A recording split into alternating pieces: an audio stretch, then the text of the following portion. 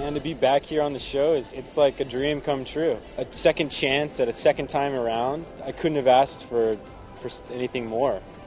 I mean, I got second place, which is a feat in and of itself, but it left a really bittersweet taste in my mouth. So to be able to come back and try and make it all the way to the end and be the sole survivor it's an amazing opportunity, and I'm just, I feel blessed to be here.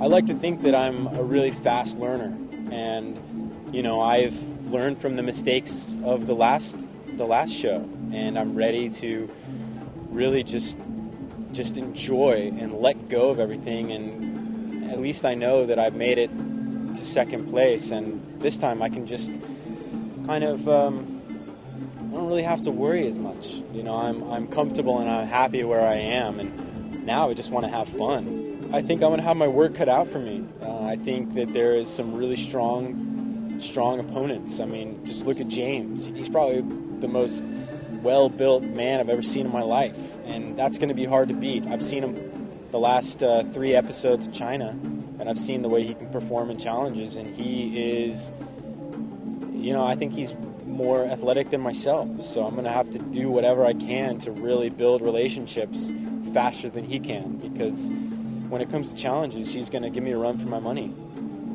It's really interesting having Parvati and Jonathan here.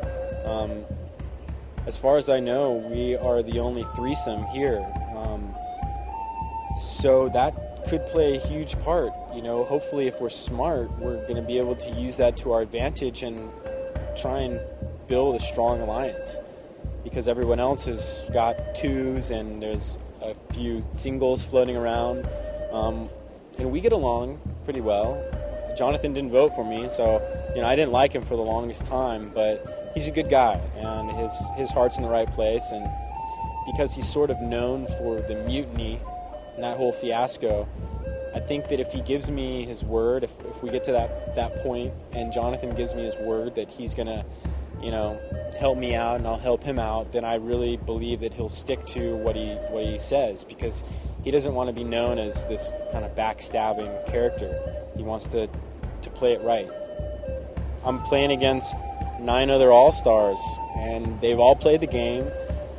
They're all capable of backstabbing, and it's not something that I don't think they'd think twice about necessarily.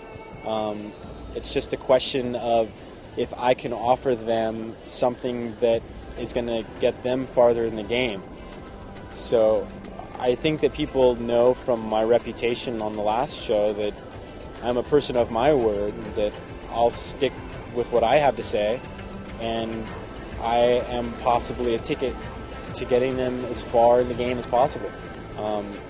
So really it's just going to come down to trying to fit into the best group as well as I can.